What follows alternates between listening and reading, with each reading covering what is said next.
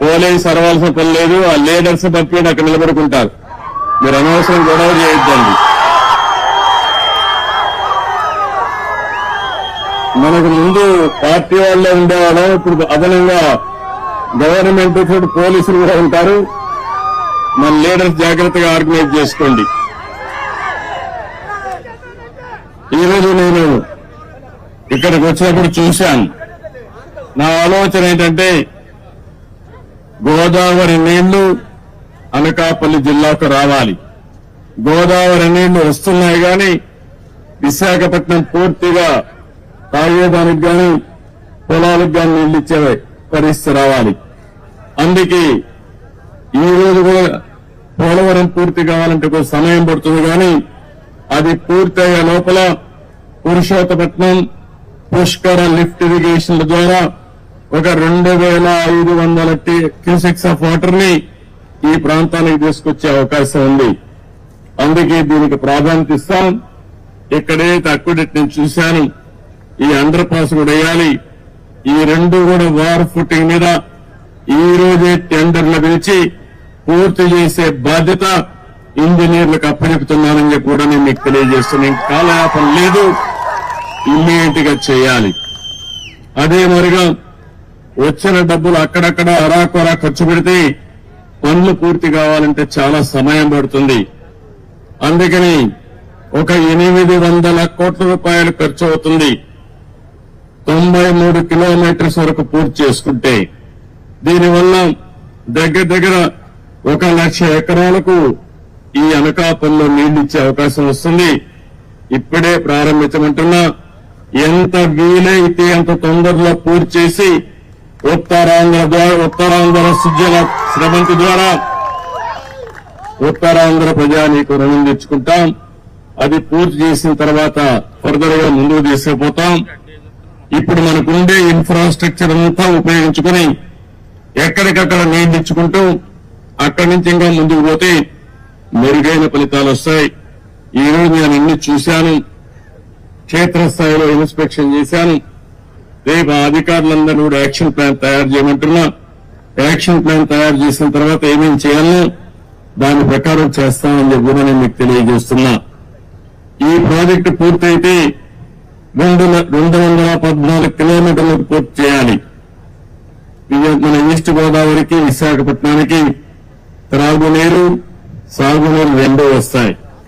దగ్గర 4,00,000 ఎకరాలకు సాగునీరు ఇచ్చే అవకాశం ఉంది. 23 టీఎంసీ నీళ్లతో దగ్గర మీరు చూస్తే ఈ ప్రాంతంలో పెద్ద ఎత్తున త్రాగునీటి సమస్య కూడా విశాఖపట్నమే కాకుండా అనకాపల్లి జిల్లా పూర్తిగా ఇంటింటికి ఏదైతే మేము ఎలక్షన్ మేనిఫెస్టోలో పెట్టామో కొల్లాయి ద్వారా నీళ్లిచ్చే బాధ్యత తీసుకుంటామని చెప్పి కూడా నేను మీకు తెలియజేస్తున్నా. ఇవన్నీ కూడా చేయడం కోసం ఈరోజు నేను ఒకటే చెప్పాను, దీన్ని మనం పూర్తి చేయాల్సిన అవసరం ఉంది. ఇప్పుడే నేను చెప్పిన ఫిగర్స్ లో కూడా మన వాళ్ళు చెప్పింది 800 కోట్ల రూపాయలు ఖర్చు పెడితే 93వ కిలోమీటర్ వరకు 2,20,000 ఎకరాలకు నీళ్లు ఇస్తాం, సాగునీరు ఇస్తాం. 2,20,000 ఎకరాలకు ఈ జిల్లాలో నీళ్లు ఇవ్వగలిగితే నా జన్మ సార్థకమైనట్టు అవుతుంది. అది కూడా మొదటి విడతలు ఫేజ్ 1. అక్కడి నుంచి ఫేజ్ 2కు తీసుకెళ్తాం. ఈ ఉత్తరాంధ్ర సుజల స్రవంతి వంశధార వరకు వెళ్తుంది. వంశధార గోదావరి కృష్ణ పెన్నా నదుల అనుసంధానం చేసి ఈ రాష్ట్రంలో కరువు లేకుండా చేయాలనేది ఎన్డీఏ అభీష్టం అని చెప్పి కూడా నేను మీకు తెలియజేస్తున్నా. ఇక్కడే షుగర్ ఫ్యాక్టరీ విషయం కూడా చెప్పారు, వాళ్ళకు కూడా హామీ ఇస్తున్నాం. 3 షుగర్ ఫ్యాక్టరీలు ఉన్నాయి. ఆ 3 షుగర్ ఫ్యాక్టరీలు కూడా పడకేసే పరిస్థితికి వచ్చింది. ఆ అసమర్థ ప్రభుత్వం ఏమాత్రం ఆలోచించలేదు. దీనివల్ల కూడా ఇబ్బందులు ఉన్నాయి. నేను అందుకని ఈ మధ్యకాలంలో మనం చూస్తే షుగర్ ఫ్యాక్టరీస్ లో కూడా చక్కెర కొనే వాళ్ళు తగ్గిపోయారు.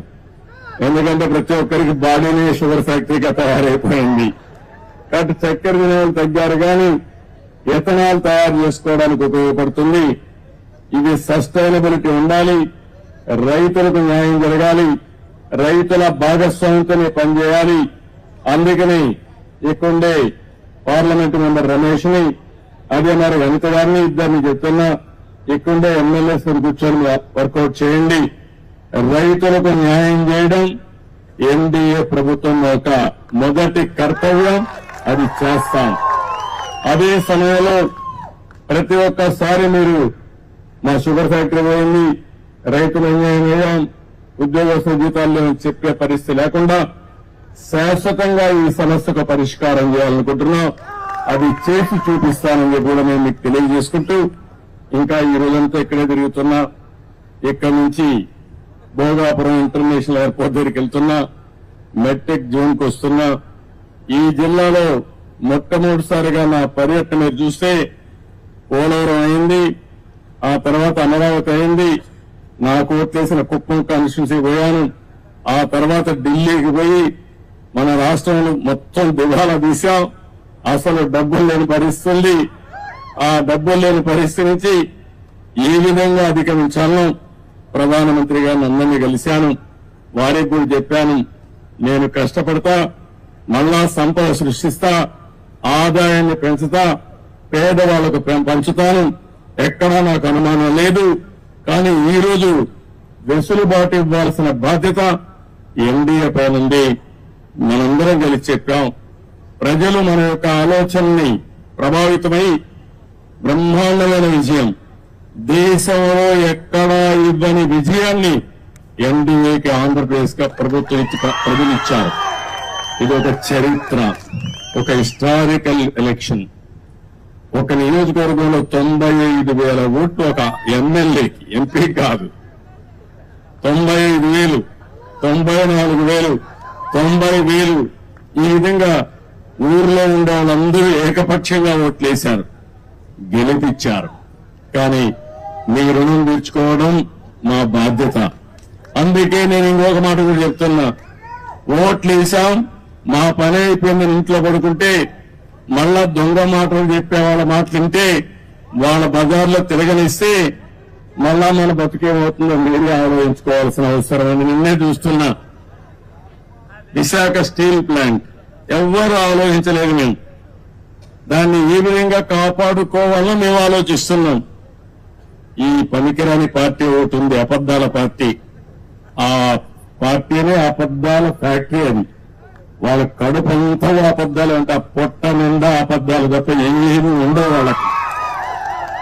వాళ్ళు చెప్తున్నారు ఎప్పుడో వీళ్ళకి కల వచ్చిందంట, నేను ఒప్పుకున్నానంట ప్రైవేటైజ్ చేయడానికి. ఎన్నోసార్లు చెప్పా.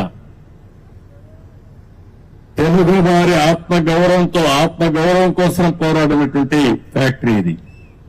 ఆరు ఆంధ్ర తెలంగాణ ఉంటే విశాఖ ఆంధ్రుల హక్కుని ప్రాణత్యాగాలు చేసి ఆందోళన చేసి ఈ ఫ్యాక్టరీని సాధించుకున్నాం. ఆ తర్వాత ఇది ప్రైవేటైజ్ చేస్తామన్నప్పుడు వాజ్పేయి గారి గవర్నమెంట్ లో నేను గట్టిగా ఫైట్ చేసి ప్రైవేటైజ్ చేయకుండా కేంద్రం ఆర్థిక సహాయం చేసి ఈ ఫ్యాక్టరీని కాపాడుకున్నాం. ఇప్పుడు కూడా ఏ విధంగా కాపాడుకోవాలో కాపాడుకునే బాధ్యత తీసుకొస్తాం.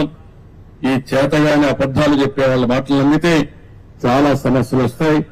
ఒక పక్క అబద్దాలు చెప్పే వాళ్ళని ఎప్పటికప్పుడు ఖండన చేయాలి, ఖండిస్తూనే మళ్ళా వాస్తవాలు చెప్పాలి. అక్కడ వాస్తవాలు చెబితే మీకు పనులు చేయాలి. ఓసారి మీరు కూడా అనుకుంటారు, అబద్దాలు చెప్పంగా ఏదో సామెత ఉంది, కుక్క పిల్లని తీసుకుపోతాం, గొర్రె పిల్లని తీసుకుపోతా ఉంటే ప్రతి ఒక్కరు కనపడిన వాళ్ళందరూ ఏంట్రా ఎవరోడా నువ్వు, ఇదేంటిది కుక్క పిల్లని తీసుకుపోతాను అంటే ఒకటి చెప్తే నేను తెలివైన వాడిని, అది గొర్రె పిల్ల అన్నాడు. రెండో వాడు చెప్తే చెప్తే మళ్ళా చూసుకున్నాడు, మళ్ళా నిర్ధారించుకొని ముందుకు పోయాడు. మూడోసారి చెప్తే వీడికి అనుమానం వచ్చింది. నాలుగోసారి అంటే ఇది కుక్క పిల్లని పారేసి వెళ్ళిపోతాడు. అది పందాలో ఈ వైఎస్ఆర్ కాంగ్రెస్ పార్టీ పనిచేస్తా ఉంది. కానీ కరడు కట్టిన ఆర్థిక ఉగ్రవాదులు వీళ్ళు, విశాఖపట్నాన్ని దోచేసినటువంటి దొంగలు వీళ్ళు.